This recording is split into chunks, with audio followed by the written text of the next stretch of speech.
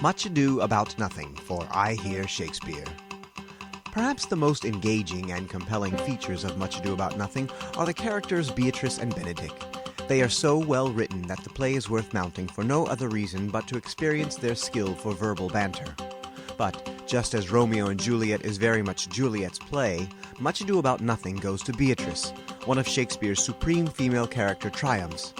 As for the other characters, Claudio and Hero, Don Pedro and Don John the Bastard, Dogberry and Verges, Baracchio and Conrad, and even the more peripheral Leonato, Margaret, Ursula, Friar, and so on, they serve primarily to flesh out the play which cannot be sustained by Beatrice and Benedick's relationship alone.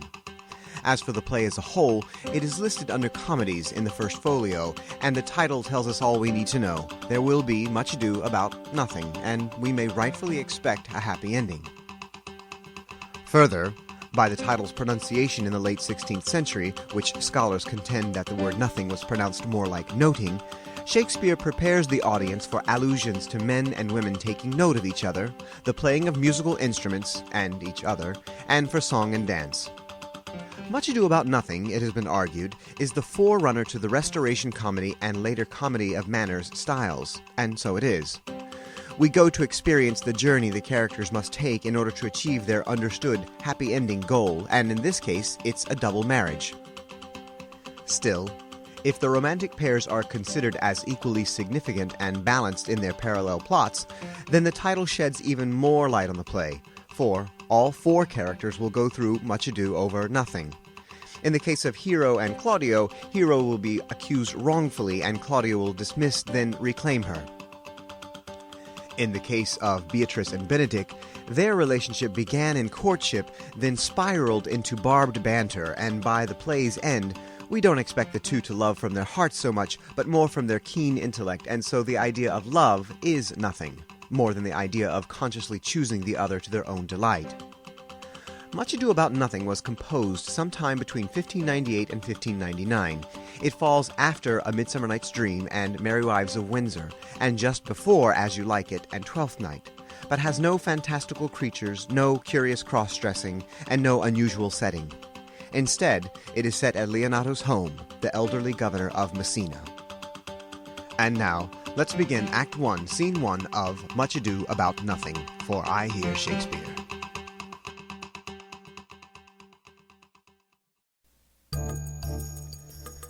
Act 1, Scene 1 begins with Leonato and a messenger discussing the imminent arrival of Don Pedro, Prince of Aragon, along with Benedick and Claudio, all of whom have fought well in battle to suppress an uprising from Don Pedro's bastard brother, Don John.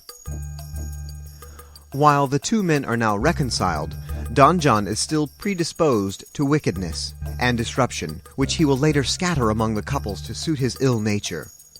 The eloquent and witty Beatrice, whose name means one who blesses, asks about Benedick, whose name means one who is blessed, referring to him initially as Signor Montanto, meaning Sir Sword-Thruster in all its innuendo, to which the baffled messenger simply replies, "I know none of that name, lady." Beatrice's guardian and father by adoption, Leonato, offers, "You must not, sir, mistake my niece. There is a kind of merry war betwixt Signor Benedick and her." The roots of their merry war are never revealed, but we assume that Beatrice and Benedick have a romantic past, which includes some hurt on Beatrice's side, which is clearly still smarting. This is one of those constructs in theater that directors and acting teachers enjoy contemplating and infusing with meaning that is never meant to be revealed to the audience. It can also be a pitfall for actresses who may develop the character of Beatrice too rigidly. Ultimately, the burgeoning love between Beatrice and Benedick comes in equivocal phrases and gestures that don't necessarily suggest a happily ever after ending. In fact, Shakespeare will, throughout the play, place the characters precariously close to a very unhappy ending, but draw them back before it's too late. At the current moment, he ends the banter between Beatrice and Benedick by having Don Pedro re-enter the scene and announce that Leonato has invited the three men to be his guests for at least a month, so that they may relax from their recent battles.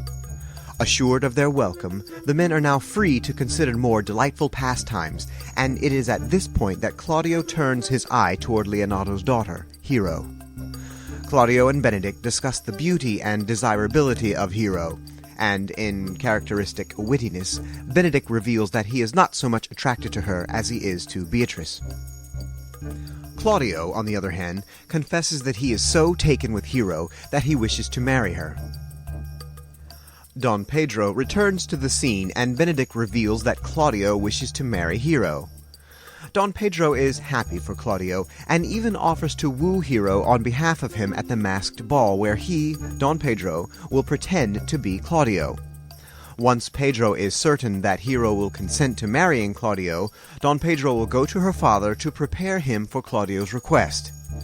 Since Claudio agrees to Don Pedro's plan, we learn either that Claudio is too shy to do his own wooing, or that he is of such a gentle and conciliatory nature that he will not deny Don Pedro his plans.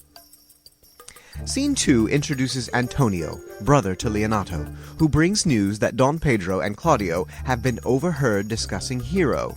It seems, says Antonio, that Don Pedro is in love with Hero. This information is, of course, inaccurate, but such is the modus operandi in many of Shakespeare's plays. Scene 3 presents Don John and Conrad discussing Don John's apparent gloom and, just as Don John is about to yield completely to his depressed state, in comes Borachio with the accurate news that Claudio hopes to marry the daughter and heir to Leonato, Hero. Don John is intrigued and even inspired by this news, certain that it will provide an opportunity to create chaos and make Claudio despair.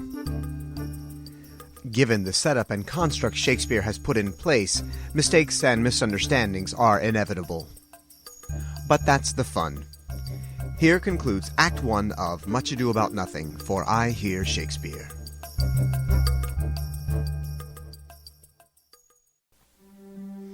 Act 2, Scene 1, begins with a congenial conference between Leonato, Antonio, Beatrice, and Hero. During their confab, Beatrice notes that an excellent man would be the one who is midway between Don John and Benedict, the former too silent, and the latter ever more tattling, while the others tease Beatrice about risking being husbandless forever.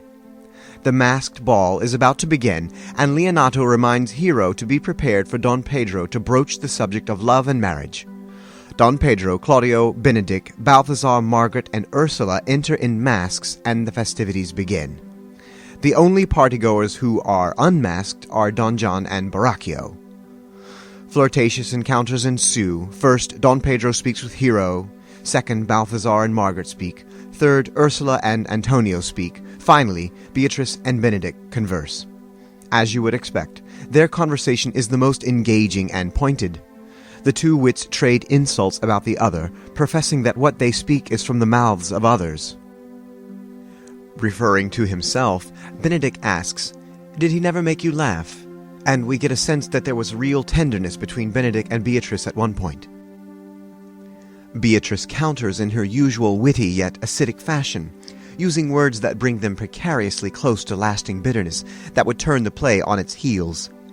As it is, the scene only comes close to disaster, and we realize just how powerful Beatrice is. Once their conversation is finished, Beatrice and Benedict dance off, and Don John, Borachio, and Claudio take focus. Don John tells Claudio that he has overheard Don Pedro wooing Hero. Claudio is taken in by the lie and fears that Don Pedro may be claiming Hero as his own instead of how they had planned. Flustered and angry, Claudio exits. Don Pedro enters and Benedict explains that Claudio is hurt by the apparent betrayal. The two men next speak of Beatrice. Benedict explains how harshly Beatrice described him while they were masked and seems to want to be done with her entirely. Finally, Don Pedro assures Benedict that he did not betray Claudio, stating, "Here, Claudio, I have wooed in thy name, and fair Hero is won. I have broke with her father, and his good will obtained." Claudio and Beatrice are seen approaching the men, and Benedict makes a hasty exit while exclaiming, "O God, sir, here's a dish I love not. I cannot endure my lady tongue." Don Pedro tells Beatrice that she has lost the heart of Signor Benedict, to which she replies, "Indeed, my lord, he lent it me a while, and I gave him use for it, a double heart for his single one. Marry, once before he won it of me with false dice. Therefore your grace may well say I have lost it." Again, we are reminded that Beatrice and Benedict have a past that comes to bear on their current relationship.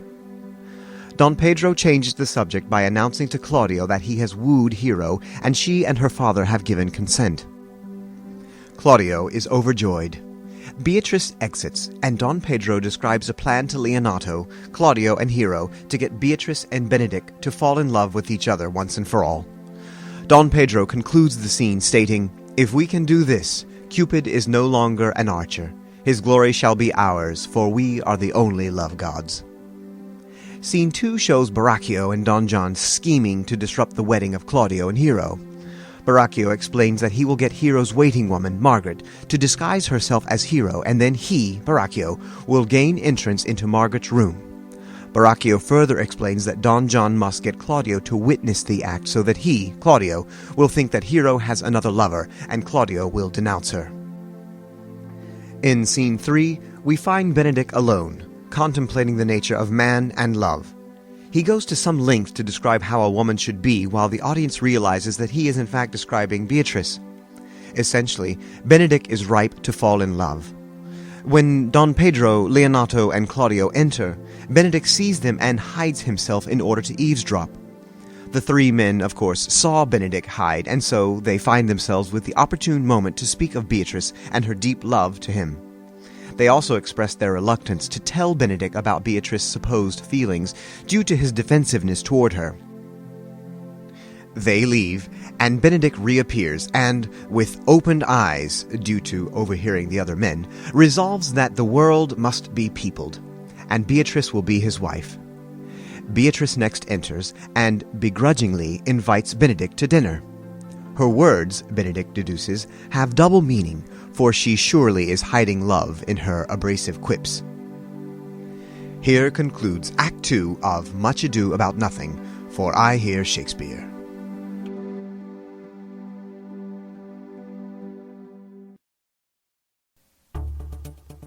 Act 3, Scene 1 begins with Hero setting a trap to ensnare Beatrice. Ursula is sent to direct Beatrice to listen in on a conversation that Hero and Margaret will construct about Beatrice.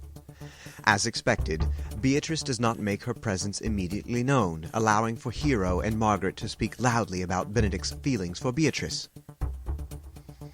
After they've talked long enough about Benedict, the two women exit, and Beatrice resolves to satisfy Benedict's apparent passion for her. Scene 2 brings us back to Claudio, Don Pedro, and Leonato, who are teasing Benedict about his changed mood, concluding that he must be in love. Stubborn as ever, Benedict admits to a toothache and nothing else, and takes Leonato aside, presumably to talk about marrying Beatrice. Don John next interrupts the scene and tells Claudio and Don Pedro of Hero's encounter with another man, which he says he can prove. Scene 3 introduces the bumbling Constable Dogberry, who is preparing Officer Verges and other watchmen for their nightly patrol. Dogberry offers hypothetical scenarios of possible crimes, and his staff offers the most ludicrous countermeasures. Finally, Conrad and Baracchio appear, and Baracchio explains how well the plan to disrupt Hero and Claudio's wedding went, while some of the watchmen eavesdrop. After Baracchio has admitted to criminal behavior to Conrad, the watchmen come out of their hiding place and arrest them. Scene 4 shows Margaret, Ursula, and Hero teasing Beatrice about her changed disposition. Like Benedict, she claims a physical illness, stating, "By my troth, I am sick." Scene 5 takes us back to Dogberry and the other officers who are interrogating Baracchio and Conrad. Dogberry had apparently summoned Leonato, who appears only long enough to witness the incompetence of the officers. Leonato becomes impatient with the bumbling officers and takes his leave. Here concludes Act 3 of Much Ado About Nothing, for iHearShakespeare.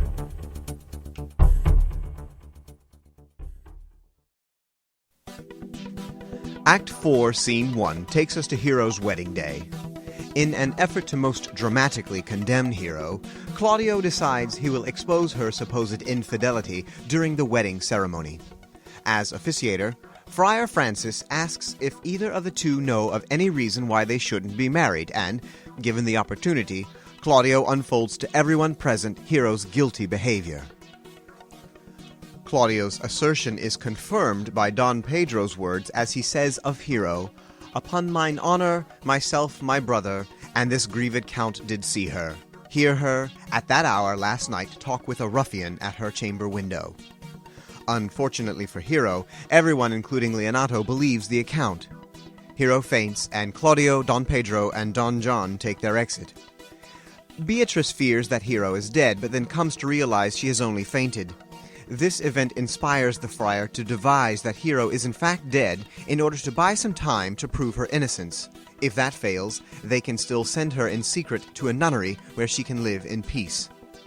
Friar Francis also contends that his plan will rekindle love in Claudio for Hero, for she is surely innocent. Leonato and the friar exit with Hero. Only Beatrice and Benedict remain. Benedict initiates a confession of sorts that he loves Beatrice. The two stubborn characters apparently find it difficult to admit love to the other and initially use guarded phrases such as, "I do love nothing in the world so well as you," and "I was about to protest I loved you." Finally, they admit to loving each other with all their hearts. Benedict offers to do anything for Beatrice. "Come," he says, "bid me do anything for thee," to which Beatrice's famous response is, "Kill Claudio." After some hesitation, Benedict agrees to challenge Claudio at the request of Beatrice and on behalf of Hero's wronged honor. Scene 2 takes us back to Dogberry and his watchmen. Dogberry is in the process of interrogating Conrad and Baracchio, but, as usual, makes a comical mess of the situation. Toward the end of the scene, Conrad calls Dogberry an ass, and Dogberry picks up on the phrase and unwittingly begins referring to himself as an ass. Here concludes Act 4 of Much Ado About Nothing for I Hear Shakespeare.